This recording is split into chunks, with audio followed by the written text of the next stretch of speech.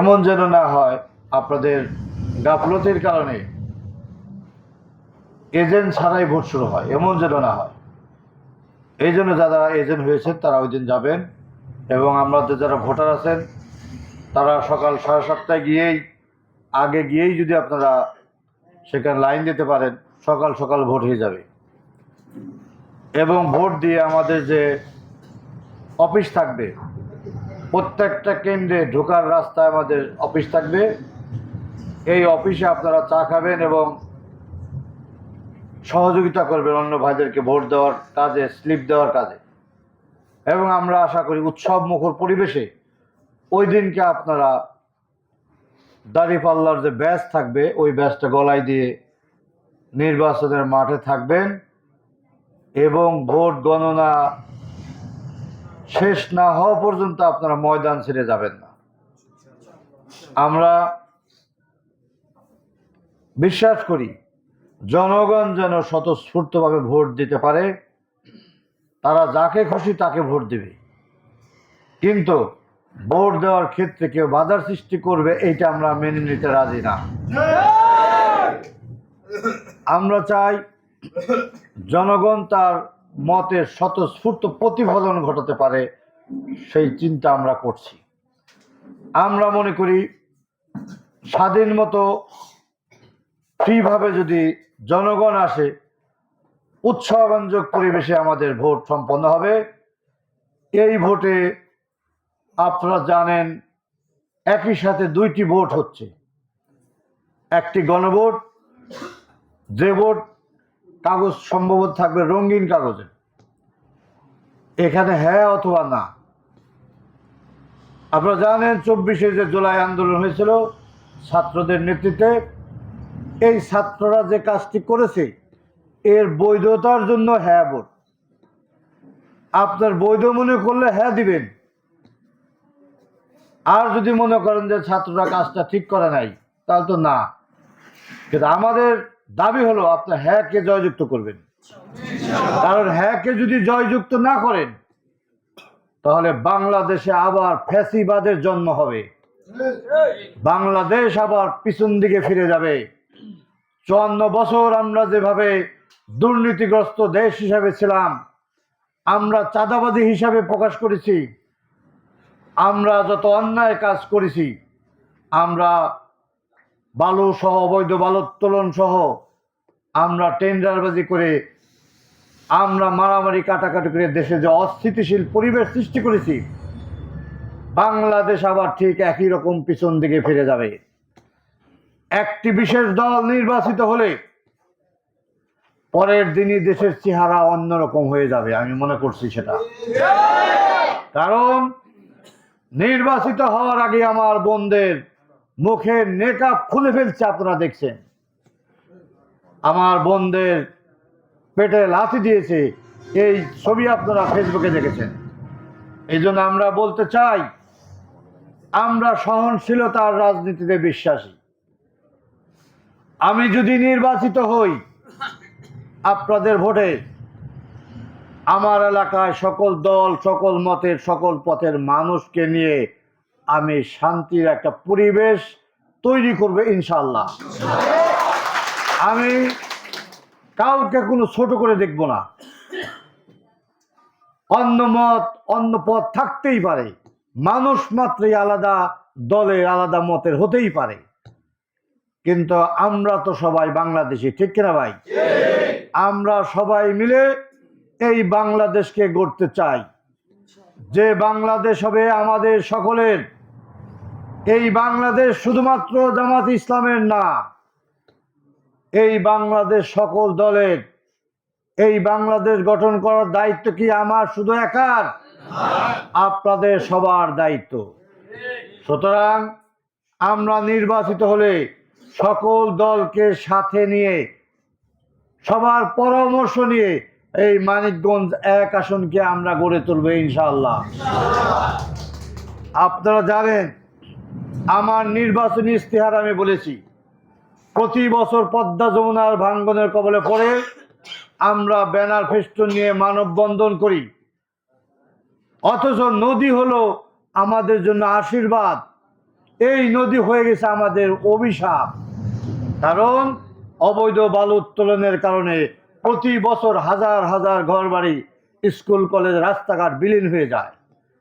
আমি বলেছি, বাংলাদেশ জামাত ইসলাম নির্বাচিত হলে, আপনাদের ভোটে আমি যদি নির্বাচিত হই, পদ্মা যমুনার পারে আমরা স্থায়ী বেড়িবাঁধের ব্যবস্থা করব ইনশাআল্লাহ। এই বেড়িবাঁধের পাশ দিয়ে আমরা মহাসড়ক করব, যে মহাসড়কের পাশে হোটেল, মোটেল, রেস্টুরেন্ট হবে। এই শিবালয়কে কেন্দ্র করে নতুনভাবে একটা পর্যটন নগরী হিসাবে আত্মপ্রকাশ করবে। এই পর্যটন নগরীকে কেন্দ্র করে মানিকগঞ্জের হাজার হাজার যুবকের বেকার সমস্যার সমাধান হবে ইনশাআল্লাহ। আমাদের মানিকগঞ্জ 1 আসন, পশ্চিম মানিকগঞ্জ নতুন অর্থনৈতিক জোন হিসাবে আত্মপ্রকাশ করবে।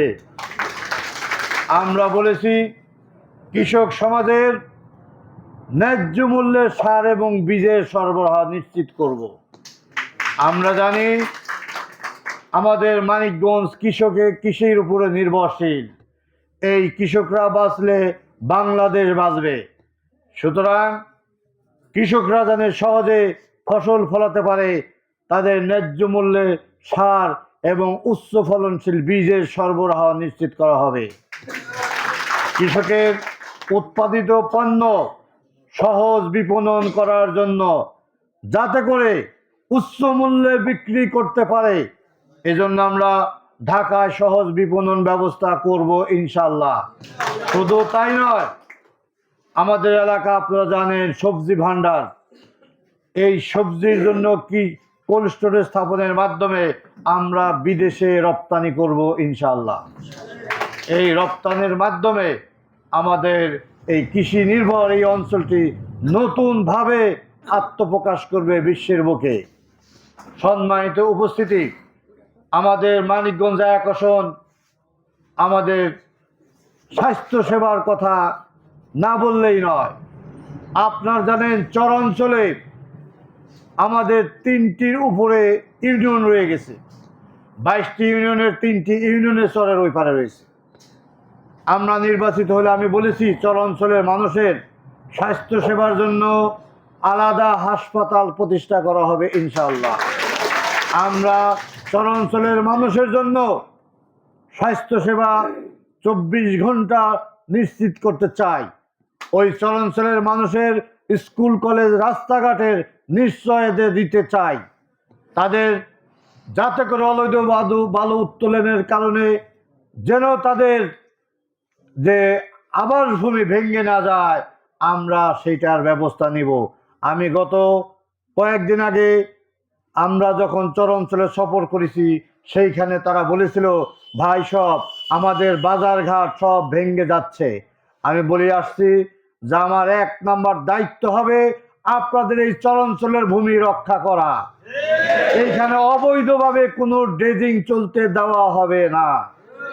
আমি নির্বাচিত হলে এইখানে আমার এমন ঘোষণা থাকবে যে এইখানে অবৈধ বালু উত্তোলনের সকল কিছু বন্ধ হয়ে যাবে ইনশাআল্লাহ। এবং আমি বলেছি, যুবকদের মাদকতার সয়লাভে আমাদের পশ্চিম মানিকগঞ্জ।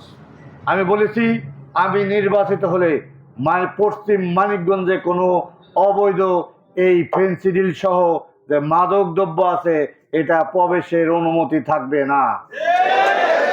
আগামীতে যে বাংলাদেশ হবে, আমাদের পিছিয়ে পড়া নারী সমাজকে এগিয়ে নেওয়ার জন্য আমরা বলেছি, তারা ঘরের কাজের পাশাপাশি মাঝারি এবং ক্ষুদ্র কুটির শিল্প প্রতিষ্ঠার মাধ্যমে আমাদের মা বোনদের কর্মসংস্থানের ব্যবস্থা ইনশাল্লাহ আমরা করব। আমরা বলেছি, বেকারদের যে সমস্যা, ওনারা বলেছেন বেকারদের বেকার ভাতা দেওয়া হবে। আমি বলেছি, বেকারদের বেকার ভাতা দিলে এটা অসম্মান করা হয়। বেকার আমরা সমাধান করার জন্য আমরা বেকারের জন্য হাতে হাতে চাকরির ব্যবস্থা করব ইনশাআল্লাহ। সুতরাং আমাদের মানিকগঞ্জ 1 আসন, মানিকগঞ্জ অঞ্চল প্রত্যেকটা ঘরে ঘরে আমরা কর্মসংস্থানের ব্যবস্থা সহ, মা বোনের চাকরি সহ, আমাদের স্বাস্থ্যসেবার উন্নয়ন সহ আমরা এই মানিকগঞ্জ 1 আসনকে নতুন দিগন্ত উন্মোচন করব আমরা ইনশাআল্লাহ।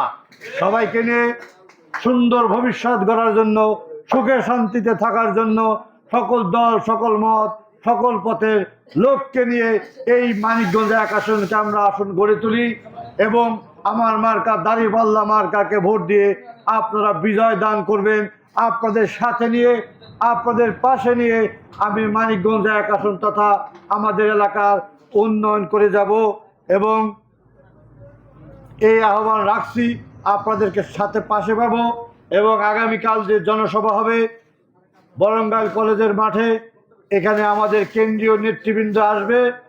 এই সমাবেশে আপনারা সবাই অংশগ্রহণ করবেন। ব্যাপক আকারে মানুষজন নিয়ে, আমাদের বোনদের নিয়ে উপস্থিত হবেন এবং এই সমাবেশ সফল করার জন্য আগামীকাল দেখিয়ে দেওয়ার জন্য যে মানিকগঞ্জবাসী এবার জ্বর উঠেছে, দাঁড়িপাল্লা মার্কাকে ভোট দিয়ে জয়যুক্ত করবে। সবাইকে দাঁড়িপাল্লা মার্কাকে ভোট দিয়ে আগামী সমাবেশ সফল করার জন্য উদাত্ত আহ্বান রেখে আমার কথা শেষ করি। আসসালামু আলাইকুম ওয়া রাহমাতুল্লাহি ওয়া বারাকাতুহু।